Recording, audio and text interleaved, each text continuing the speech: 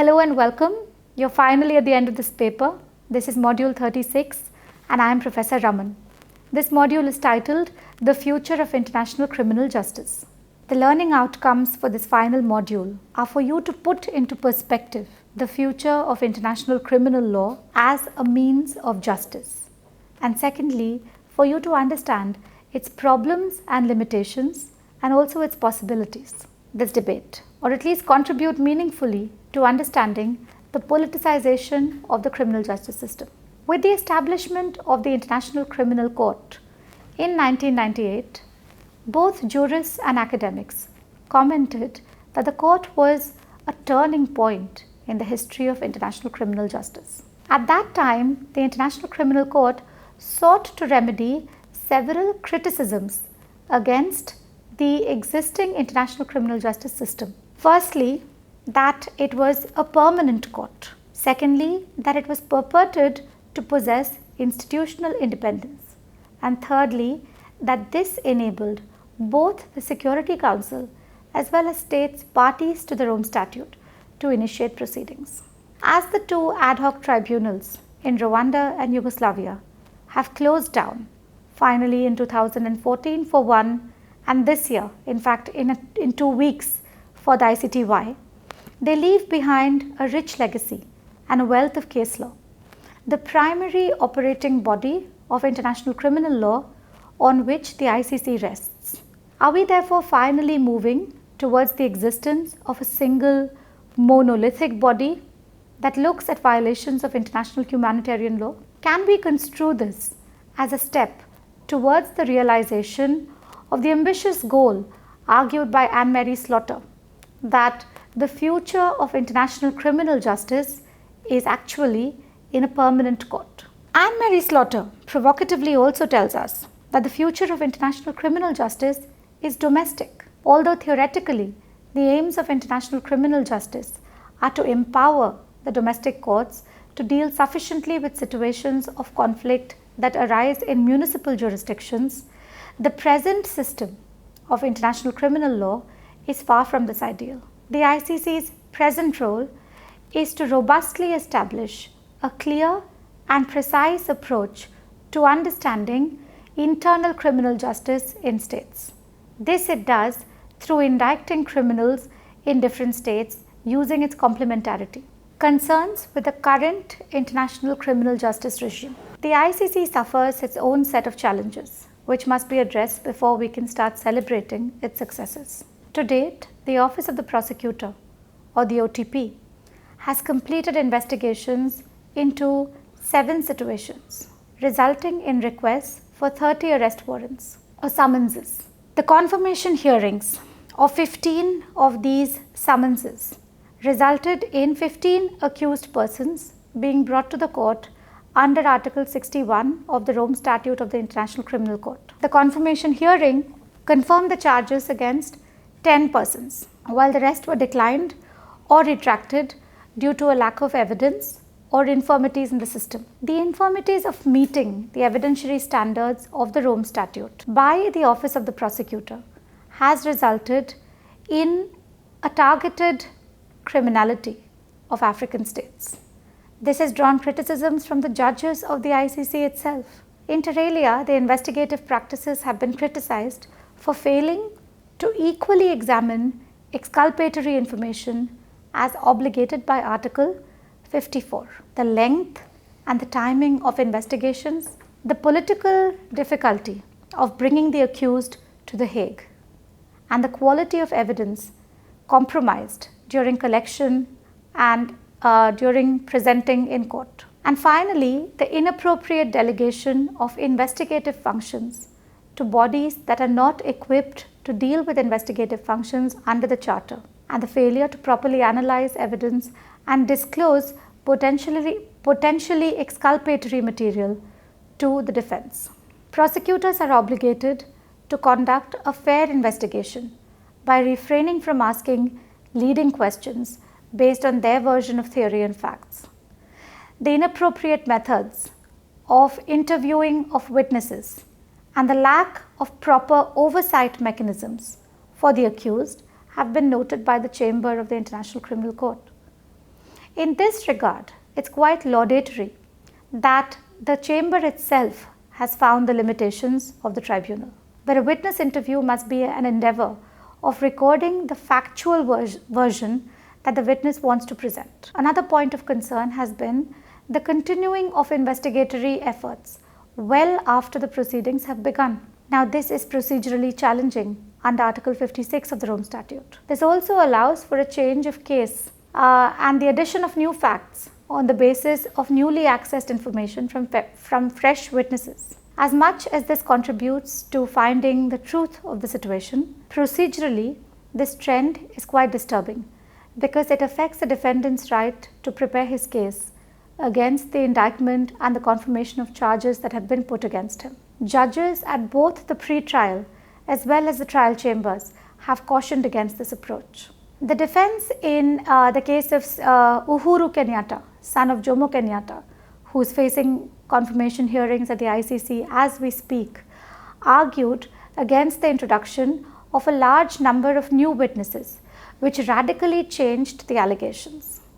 While the chamber did not agree with the argument of radically changed that Kenyatta proposed, the chamber did say that the prosecution must complete all investigations before entering the stage of confirmation of charges. This is further confirmed in the text of the statute. If the confirmation of charges does not result in a concretization of the charges, the defense would have and should have appropriate remedies against procedural abuse. While these legal requirements and remedies remain unspecified, it indicates that the court has a clear willingness to disallow procedural infractions and to allow investigative trends to continue which threaten the existence of the court's procedurally transparent framework. But in this regard, the International Criminal Tribunal for Yugoslavia has helped by laying down specific guidelines that govern the admission of new evidence once proceedings have substantially commenced, such as the relevance and importance of new evidence, against whom the new evidence exists, and thirdly, whether there was good cause for the late addition. The onus is on the prosecution to show whether due diligence was exercised in admitting the new evidence and if this admission would cause a significant prejudice to the accused. A related point is the quality or the complete lack of evidence presented in court. Since investigations remain ongoing throughout the proceedings, it is important for evidence available before a chamber to always meet the procedural threshold. Prosecutors tend to rely on anonymous hearsay evidence, which holds very low probative values. However, the ICC statute permits hearsay evidence. In various cases, the ICC judges have cautioned against the lack of evidence for important aspects of prosecution. Perhaps the most damaging factor of prosecution is the failure to examine fairly exculpatory and exonerating evidence against the accused. Prosecution, in order to be proved fair, must disclose evidence that is antithetic to their own case and disclose evidence that is relevant and admissible irrespective of the outcomes that it leads the chambers to. The chambers have noted with concern the failure of the ICC to do so in the case of Kenyatta. The point here is a more framework point. If the ICC is the future of international criminal justice and it suffers from systemic problems which make it somehow inferior to the ad hoc tribunals, is it a worthy successor? In other words, is permanent necessarily better than ad hoc? This is the first intuition of international criminal law. Permanent is better than ad hoc. The second intuition of international criminal law is that international is better than domestic or hybrid. Once again, challenges have existed to this through cases like the tribunal in Cambodia. In foregoing modules, we have examined in nauseating detail the workings of the extraordinary criminal chambers in Cambodia. And I have told you through readings that the Cambodia Tribunal bases its jurisdiction not in international law but in Cambodian criminal law. This is also true for the Special Tribunal for Lebanon and the Special Tribunal for Sierra Leone. All three of these courts are significant contributors to the ongoing conversation on international criminal justice. And each of them suffers from the same problems that the ICTR and the ICTY did, which is that they were temporary, they were ad hoc. However, the normative challenge to their longevity is not posed by their temporal jurisdiction. It is posed by the question that they ask about the rule of law that they apply. The ICC applies the Rome Statute, which is a hybrid of the statutes of the ICTR and the ICTY. It supplants the rule of municipal law, such as, most importantly, in Rwanda, the removal of the death penalty from Rwandan criminal law. Not all states would agree that this is necessarily better than their municipal law.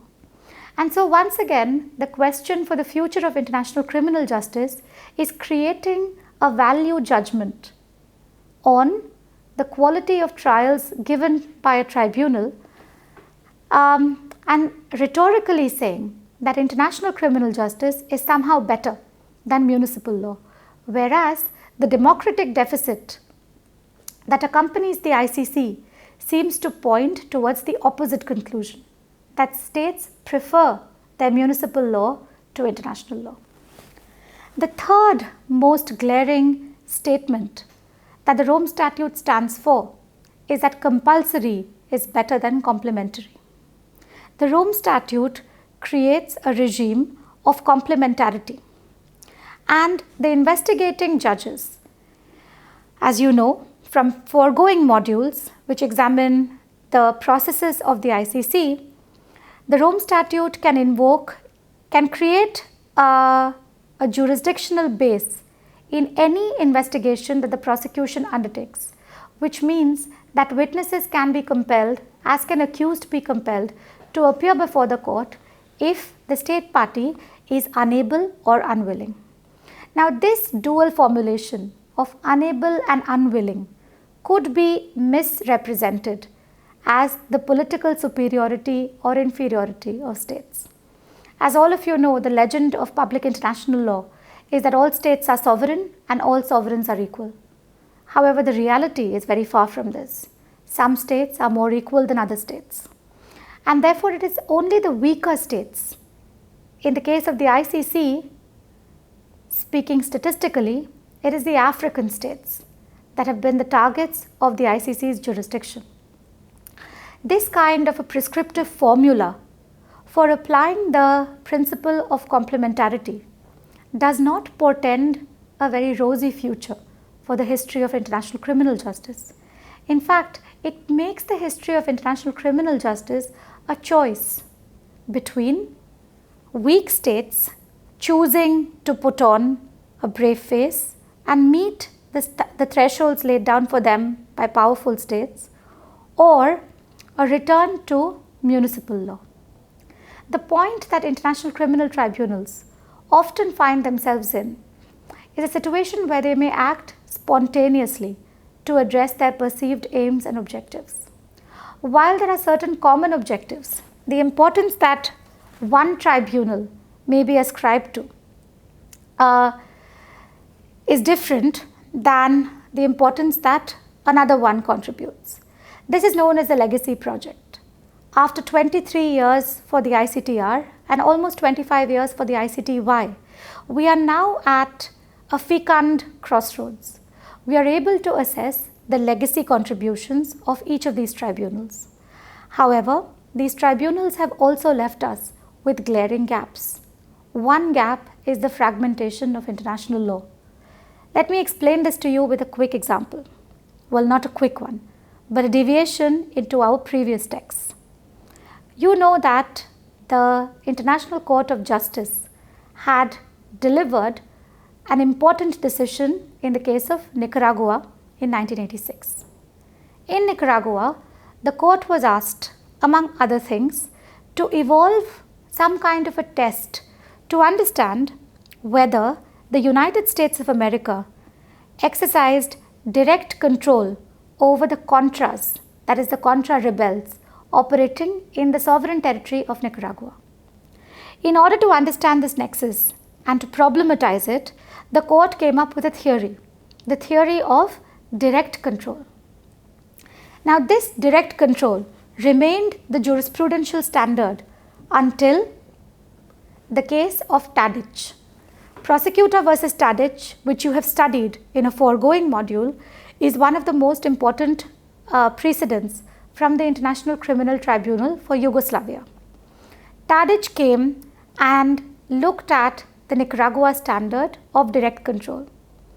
The Tadic bench expanded direct control and made it a test known as the test of effective control. Tadic said that there should be overall control established between the accused and the group against whom the nexus is sought to be established. Then in 2008 comes the next case before the International Court of Justice. That is the case popularly known as the Genocide Convention case, the case brought against Serbia, to understand whether Serbia had sovereign responsibility for the genocide that took place on the territory of the former Republic of Yugoslavia between 1992 and 1995. Now, in applying to this test, to this case, the test of control, the ICJ had two possible paths. One, it could choose to uphold its own judgment from Nicaragua, or two, it could choose to bring in the Tadic precedent. Interestingly, the court completely ignored Tadic and upheld only Nicaragua, which means that now, in the post-2008 world, you have two clear lines of jurisprudence. One emanating from the International Court of Justice, which is consistent with its own case law in Nicaragua, which tells you that there must be a very strict threshold, that of direct control, and another, which is the position adopted by many tribunals, and since Tadic has been applied in over 200 cases, that of effective control. The problem that this creates is known as fragmentation. Future cases that go before international courts can now choose which of these two outcomes they would like. For the defense, the outcome of choice would be the direct control test, because the test is narrower and stricter and more difficult to prove against defense. But for prosecution, the test of choice would be overall control, because the threshold is smaller. It's extremely confusing if the same point on the same rule has two different articulations from two different courts. And therefore, one of the problems of international criminal law is a lack of harmonization through fragmentation. The second problem is the mystification of accused persons. What is mystification? Mystification is a broad term, it's not a legal term, is where the public image of an accused may be seen by victims, and the network of support that fugitives have create an aura about the accused, which tends to frighten victims and create a sense of mystery and danger in the place where the accused disappeared. There is no mechanism for a police force under the Rome Statute. The International Criminal Court does not have a compulsory body that can bring the fugitives to the court. So upon whom does the court rely to bring the fugitives? State parties. And how can state parties bring the fugitives if they have not accepted the jurisdiction of the court? Now, this is the kind of absurdity that the Rome Statute creates. We can put it in very simple language, like I'm doing in this lecture. The preamble of the Rome Statute and the statute of the ICC avoid incorporation of reconciliation as a goal of international prosecutions. This is extremely problematic, especially in light of lecture 30, where we spoke about transitional justice being a system of holistic justice, where one aspect of it is international criminal law. But if international criminal law fails to identify or recognize the broader aim of the tribunal, then it becomes a misplaced matter of negotiations between prosecutors and accused persons, negotiations between the defense and the state. What is the legal justification for a failure to incorporate reconciliation? Apparently, in the text of the Rome Statute, it is a failure of states to agree on a definition of reconciliation. These are three of the main arguments that I would like to put before you for you to understand the politicization of the Rome Statute, which has led to the unsteady future of the International Criminal Court. While the ICC is truly global in its establishment, the fear of politicization of the instruments that impart international criminal justice is real. Such fears and criticisms of the International Tribunal for Yugoslavia and Rwanda met with the closure of the tribunals. But with the ICC, unfortunately, because of the permanence of the institution, there is no mechanism to close it down. The closest we can come to is an articulation of the democratic deficit that the court now suffers from. This leads me to the final point that I would like to leave you with. If this is a beast of such mammoth proportions, incapable of dispensing justice, who is paying to keep it alive? And the answer once again is the states parties to the Rome Statute. Look at the list of states that are parties to the Rome Statute. A large number of these states are states that are empirical and have had a colonial past. Very few states that represent the third world are parties to the ICC. Why? The purpose of the non-aligned movement in the 70s was to create ideological ground to differentiate their objectives from the objectives of empire. None of the NAM states, or today they are known as like-minded group, the LMG, none of the so-called NAM or LMG states have aligned themselves with a particular purpose of justice that the ICC seems to cater to. This is because the ICC does not look at reconciliation as a goal of international prosecution, nor does it look at the overall history of the state in which the conflict is taking place. Thirdly, the ICJ does not have retrospective jurisdiction, which means only crimes committed after the adoption of the statute in 2002 can be brought before the court. This allows repressive governments in former colonial powers and the so-called capitalist states of the world to get away scot-free. The purpose of the ICC therefore appears to be to practice piecemeal justice against such states as may cross the path of the mighty states. It is quite clear now why NAM and LMG states refuse to cooperate with the ICC. In any case, the question of funding does not impact their participation, because even if they did, it's unlikely economically that they would be able to provide a strong portion of the ICC's budget. But all is not lost. Let us end on a positive note. The Rome Statute creates at least one thing for the future. That is the understanding that individuals and not states are responsible for international crimes. This is a battle that is hard won. It started in Nuremberg in 1945 and ended with the adoption of the Rome Statute. It has taken almost 70 years to codify and arrive at a common definition for universal jurisdiction against war crimes, crimes against peace, genocide, and aggression. The ICC does not define terrorism. This is another one of those big red flags that are brought up in debates against the ICC all the time.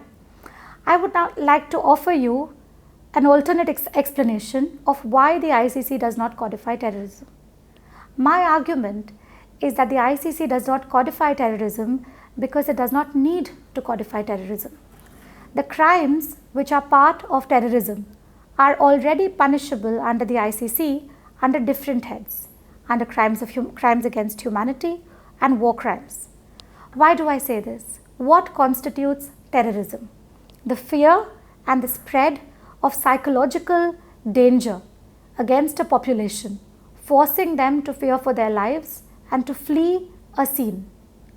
All of these categories, which I have explained in the definition, already exist in crimes against humanity.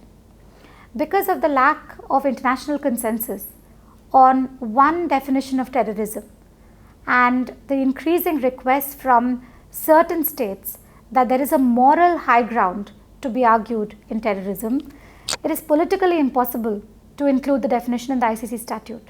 But what the court can creatively do is to break the crime down into its constituent crimes and prosecute those. There is nothing in the statute stopping the court from doing this.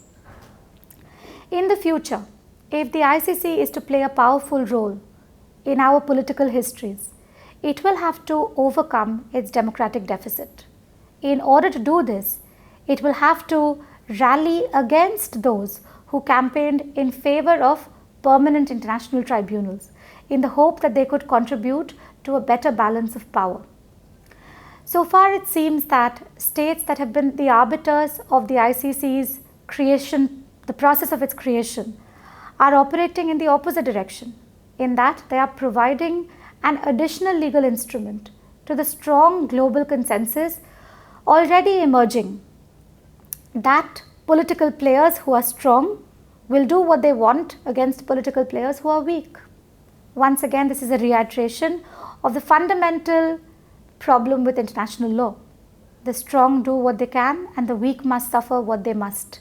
These are words from the history of the Peloponnesian War, written by Greek historian.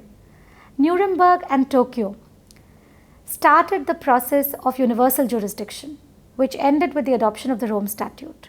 Where is this headed?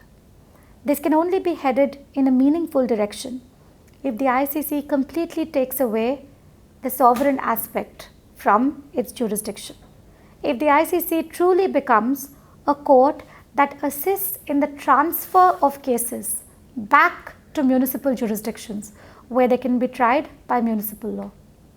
I leave you therefore with these three observations about the ICC. 1. That permanent is better than ad hoc. 2. That international is better than municipal. And 3. That the democratic deficit of the ICC is based on the principle of complementarity. I hope that in the course of these 36 modules, you have had ample opportunity not only to study the aspects of international criminal law and the jurisprudence of these tribunals, but also to develop a philosophy of international criminal law and understand the problems and possibilities of the institutions that make up today's international criminal law. Thank you.